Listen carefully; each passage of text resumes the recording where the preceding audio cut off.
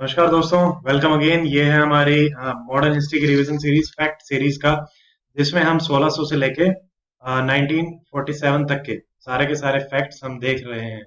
ठीक है, इसमें वन सेकेंड।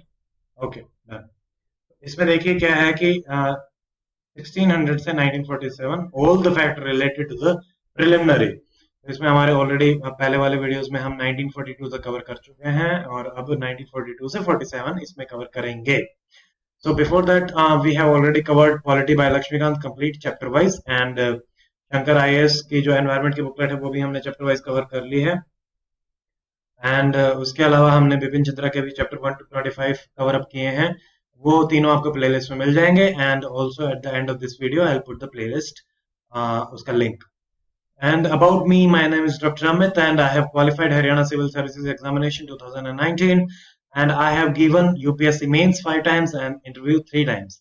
तो चलिए शुरू करते हैं। देखिए 1940-41 तक का हमने देख लिया था। वहां पे अब क्या था कि कैबिनेट, सॉरी, आपका अगस्त ऑफर आया था।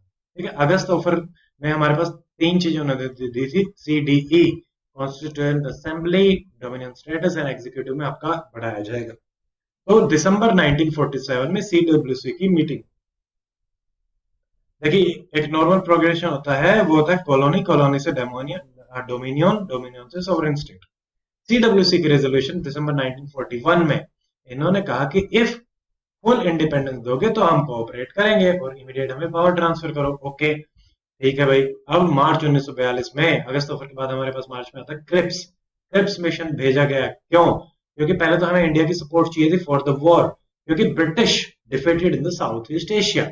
सेकंड, अब जो अलाइज है उनका भी प्रेशर आ रहा है ब्रिटिश पे कि भाई इंडिया की सपोर्ट तो चाहिए, वो लोग पार्टिसिपेट करेंगे तभी हो पाएगा। प्रपोजल इन्होंने दिए दो। CDE हमारे पहले अगस्त ऑफर में थे, CDE में E हटा दिया, E। अब ये कह रहे हैं कि कॉन्स्टिट्यूएंट असेंबली मिलेगी वॉर के बाद। Okay good. डोमिनियन स्टेटस मिलेगा वॉर के बाद। Okay good. बट ये तो सेम एज अगस्त है। इंडियन यूनियन भी आपकी बनेगी विद डोमिनियन स्टेटस। ये कहा कि क्रिप्स तो कर गया गलती, इसी तीसी कर गया हमारी। तो फिर यहाँ पे क्यों? क्योंकि इन्होंने आगे दो चीजें और बोली।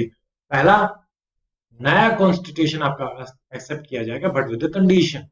ओके, देन एनी प्रोविंस जो कि not willing to join the union of India, वो अपना separate constitution and confirm separate union.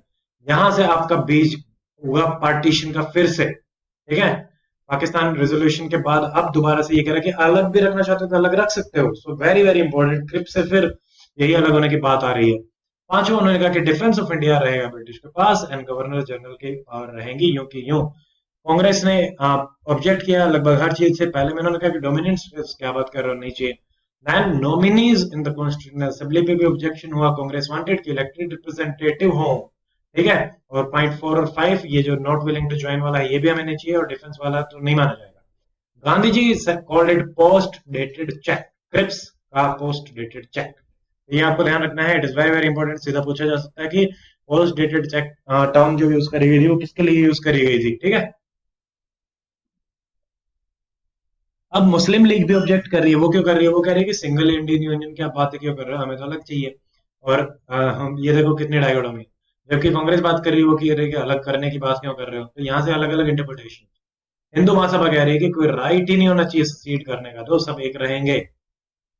July 1942 Cripps failed and went back. अब जुलाई 1942, जून 1942 में ये चला गया। जुलाई 1942 में CWC वर्धा की मीटिंग हुई।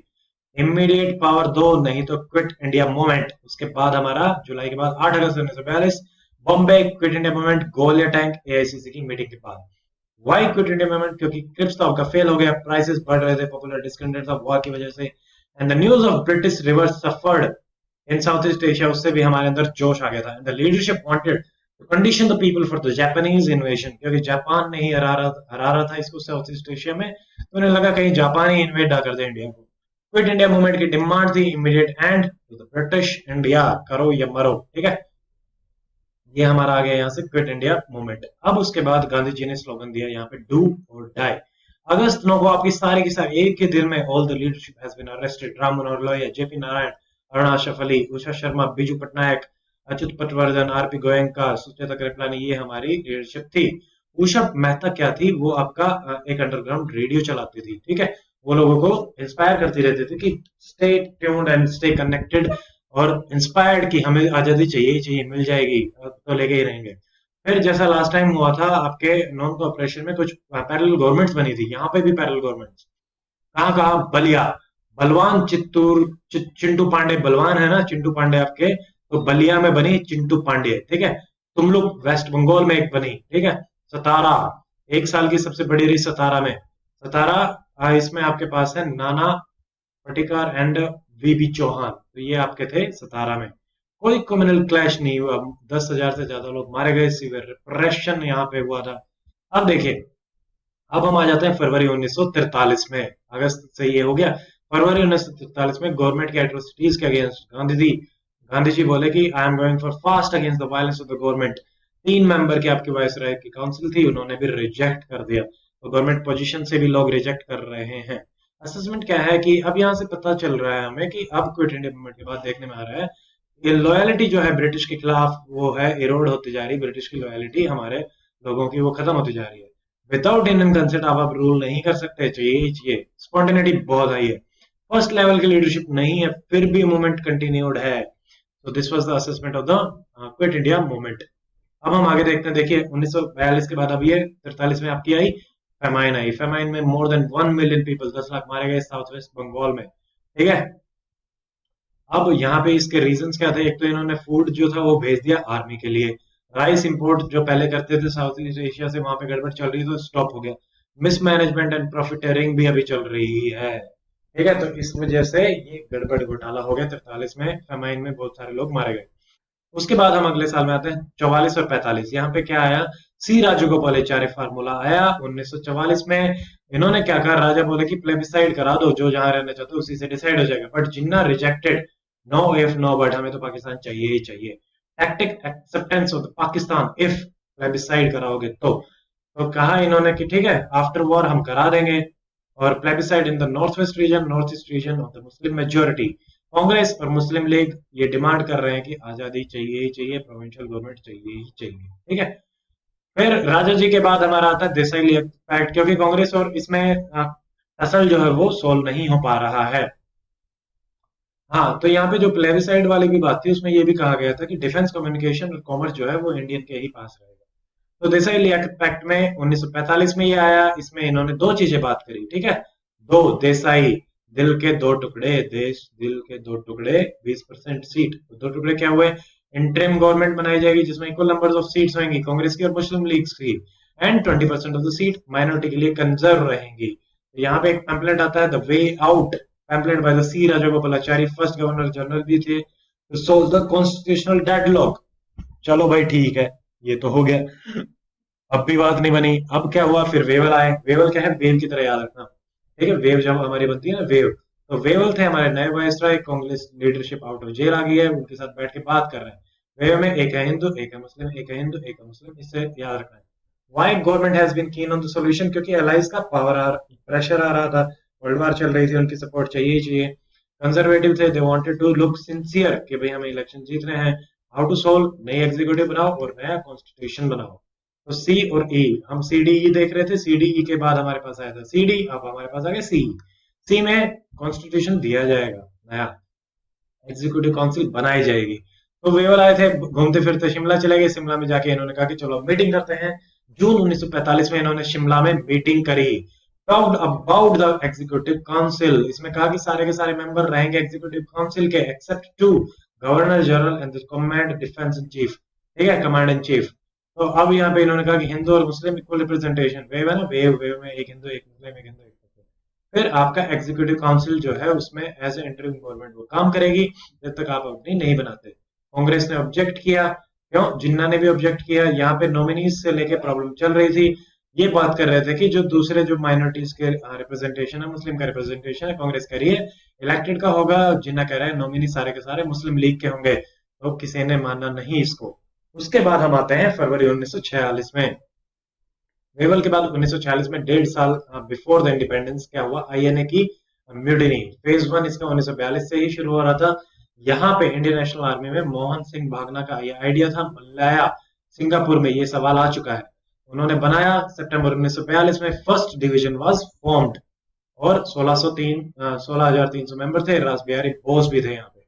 फेज 2 आपका आता है सुभाष चंद्र बोस के अंदर इसमें why he went away from the Congress. उसके बाद 1929 में ये कांग्रेस नेहरू रिपोर्ट के बाद चले गए थे, प्रेसिडेंटशिप को लेके इशू हो गया था। क्यों? 1938 में तो ये प्रेसिडेंट बन गए, 1939 में दोबारा बन गए बाय डिफीटिंग पत्तबी सीतारमैया। बट ये जो थे वो गांधी जी के आपके वो थे, तो उन्हें लगा कि इन्होंने फिर से गड़बड़ कर दी एंड अगेन प्रेसिडेंट बन गए, तो उन्होंने उनको हटा दिया और राजेंद्र प्रसाद को यहाँ पे प्रेसिडेंट बना दिया।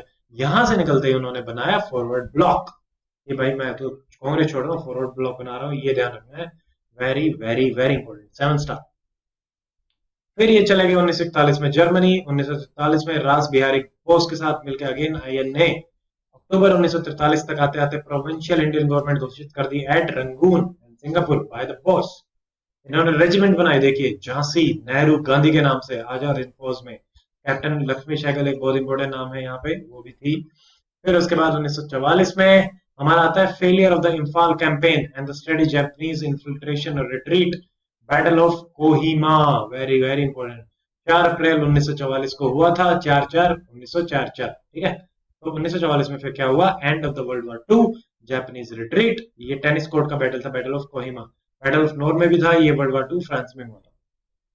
अब हमारे आते हैं जून 1945 में। जून 1945 में क्या हुआ? इंडियन लीडर्स रिलीज कर दिए गए बट प्रिजनर ऑफ वॉर को कैप्चर कर लिया गया और उनके खिलाफ आईएनए ट्रायल्स हुई।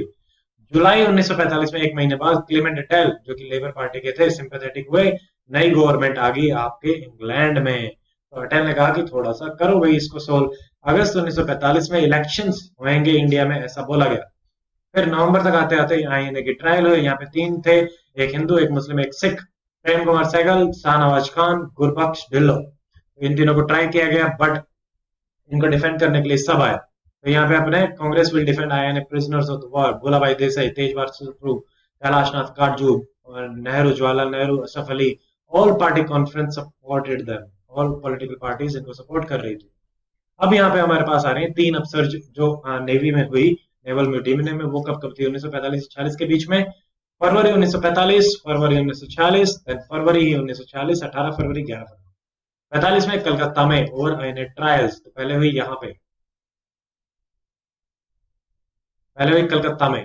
सेकंड अगेन कलकत्ता में राशिद अली आईएनए ट्रायल जो चल रही थी, उसको 7 साल की सजा सुनाई गई। देन आपकी एचएमएस आए तलवार बॉम्बे पे लिख दिया गया है quit India RNI mutiny, but इसको गांधी जी ने अपोज किया। उन्होंने कहा कि मिलिट्री को ये सब नहीं करना चाहिए। अगर हम इसको इवैल्यूएट करें तो हम पाते हैं कि यहाँ पे हो रहा है fearless action by the mass and the liberating effect of the on the people, ठीक है। और आईआरएन है, यहीं से आपका and of the British rule, last nail in the coffin. Government का रिस्पॉन्स क्या रहा कि चलो हम ट्राई करेंगे बट जो इन्होंने वायलेंस किया उन्हीं को ही ट्राई करेंगे एंड कैबिनेट मिशन जो है वो आपका भेजा जाएगा। अब देखिए कैबिनेट मिशन भेजा गया, इसमें क्या क्या हुआ? तो कैबिनेट में 3 कैबिनेट बनाए गए, मतलब याद रखने की ट्रिक है, 3 कैबिनेट बनाए गए। तो अब इसमें क्या है? आजाद फौज आपकी 1943, इलेक्शन 1945-46, इसमें कांग्रेस सारी की सारी जीत गई एक्सेप्ट मुस्लिम लीग आई आपकी बंगाल, सिंध एंड पंजाब में। पंजाब में आपके साथ थी यूनियनिस्ट पार्टी एंड कांग्रेस ने कोalition गवर्नमेंट बनाई। ये चीज आपको याद रखनी है, कांग्रेस सब जगह एक्सेप्ट बंगाल, सिंध एंड पंजाब। अब यहाँ पे हमारे पास आ रहा है कैबिनेट मिशन 1946 में। तो कैबिनेट के 3 ग्रुप इन्होंने बनाए, ए बी सी, और ये 3 अलग अलग यूनियंस बनेंगे, 3 ग्रुप्स बनेंगे, इनके हम देखेंगे क्या कर रहे हैं। बट यहाँ पे इंपॉर्टेंट चीज क्या है कि रिजेक्ट कर दिया गया कि पाकिस्तान जैसा कोई आइडिया नहीं है। 1946 में ये आया था। ग्रुपिंग 3 कौन कौन सी होंगी? A is for Hindu majority, B is for provincial assembly and second C is for Bengal and Assam. जैसे नॉर्थ ईस्ट में प्रोविंशियल ऑटोनॉमी मिलेगी आपकी असेंबली, नॉर्थ वेस्ट में मुस्लिम मेजोरिटी में और Hindi majority Muslim majority then Bengal Assam, ठीक है। ये 3 कॉन्स्टिट्यूएंट असेंबली बनाएंगी elected by the provincial assembly. ये 3 कॉन्स्टिट्यूएंट असेंबली बनेगी एबीसी और 3 ही कॉन्स्टिट्यूशन बनेंगे। पहला हमारा होगा यूनियन कॉन्स्टिट्यूशन, सारे के सारे मिलके बनाओ यूनियन कॉन्स्टिट्यूशन, ठीक है। फिर उसके नीचे क्या क्या रहेंगे? फिर आपका कॉमन सेंटर होगा for defence, commerce and external affair. Common तो सेंटर दे दिया बट प्रोविंसेस जो है उनको दे दी रेजिडुअल पावर। जो अभी हमारे पास सेंटर के पास है वो वहां पे दे दी प्रोविंशियल के पास। प्रोविंशियल को फुल ऑटोनॉमी थी ना जो चली आ रही थी आपके साइमन कमीशन के टाइम से, तो ये हो गया। अब यूनियन के अंदर 3 सेक्शन आपके हैं, एबीसी जो हमने देख लिए, उनके अंदर है आपके प्रोविंसेस। फिर आपके प्रिंसली जो स्टेट्स हैं दे आर, इन्होंने बोला कि free to enter any agreement कोई भी एग्रीमेंट आप कर सकते हो, they can have any agreement with the British government also. और 5 साल और 10 साल की कंडीशन थी। 5 साल के बाद provinces can come out of group and 10 साल के बाद provinces can come out of union and centre. 8वां पॉइंट आपका इंटरिम गवर्नमेंट बनाएगी जो कि फ्रॉम द कॉन्स्टिट्यूएंट असेंबली। ठीक है, इंटरप्रिटेशन सबकी अलग अलग रही। कांग्रेस ने कहा कि यहाँ पे पाकिस्तान की कोई बात हो ही नहीं रही है। मुस्लिम लीग कह रही है कि पाकिस्तान तो इम्प्लाइड है, जैसे ही बाहर निकलोगे इम्प्लाइड है। गवर्नमेंट कह रही है ग्रुपिंग इज ऑप्शनल। ठीक है, ग्रुपिंग कंपल्सरी नहीं है, ऑप्शनल है। जुलाई 1946 में फिर क्या हुआ, इलेक्शंस हुए फॉर द कॉन्स्टिट्यूएंट असेंबली। यहाँ पे मुस्लिम लीग ने उनका बायकॉट किया और 16 अगस्त यानी 15 अगस्त एक दिन बाद बट एक साल पहले मुस्लिम लीग बॉयकॉटेड और डायरेक्ट एक्शन अनाउंस किया। यहाँ पे कॉमनल आपके होलोकॉस्ट हुआ, मोर देन 5000 पीपल डाइड। अब यहाँ से क्या आता है, 10 सितंबर 1946 में नेहरू ने बना ली अपनी इंटरिम गवर्नमेंट। बट यहाँ पे मुस्लिम लीग ने शुरू में ज्वाइन नहीं किया था, लेटर लगभग एक महीने बाद इन्होंने Muslim League joint the interim government. But ये रोड़े करने लगे, फाइनेंस मिनिस्टर लियाकत अली खान थे, वो पास ही नहीं करते थे, तब तक वो वॉर चल रही थी दोनों के बीच में। फिर आपका फरवरी 1947 20 फरवरी को एटले की स्टेटमेंट आई कि भाई जून 30 1948 तक हम पावर ट्रांसफर करके चले जाएंगे and paramountcy over the princely state will lapse. Then comes the most important part कि माउंटबेटन, इसको बोला जाता है जून 3 प्लान। जून 3 1947 फ्रीडम मिलेगी बट पार्टीशन के साथ। इमीडिएट ट्रांसफर ऑफ पावर आपका होगा। ठीक है, गुड।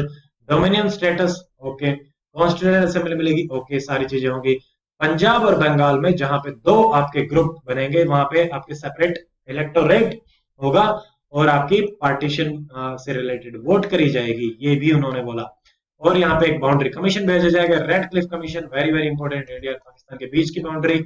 और 2-3 कमीशन है, ड्यूरेंट कमीशन याद रखना है, रेड क्लिफ याद रखना है, मैकमोहन याद रखना है। McMahon is between India and China और Durand is between Afghanistan and Pakistan, I think so, please recheck it. Durand freedom आपको विल कम ऑन 15 अगस्त 1947 और नॉर्थ वेस्ट फ्रंटियर प्रोविंस और सियालत में रेफरेंडम होगा, ये भी बोला। सिंध अपना खुद का डिसीजन करेगा।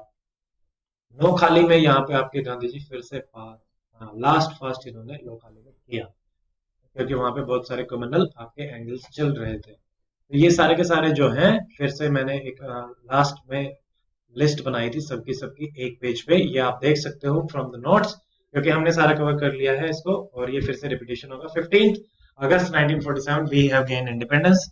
आई होप इस सीरीज से बहुत सारे लोग जो भी कनेक्ट हुए हैं थोड़े ज्यादा वट उनको लाभ होगा कहीं ना कहीं और प्री में आप सवाल सही कर पाओगे। Believe me, more than 90% of the questions will come from this series, I hope so. और अगर इससे नहीं आते हैं तो इससे बाहर आप भी नहीं कर सकते, कोई भी नहीं कर सकता। वो सवाल डिसाइडिंग नहीं होगा आपके सिलेक्शन और आपको आउट ऑफ सिलेक्शन करने के लिए। Please revise it again and again, 2-3 बार रिवाइज कर लेना। It is very short and to the point series and आप प्लेलिस्ट कर लेना एंड टेलीग्राम से भी आप कनेक्ट होइए एंड सी यू। सो अब हम अगली सीरीज में मिलेंगे, जो भी अगली सीरीज रहेगी ज्योग्राफी की मैप सीरीज। आज ही will try to complete that. Till then stay fit, stay healthy, goodbye, Jai Hind.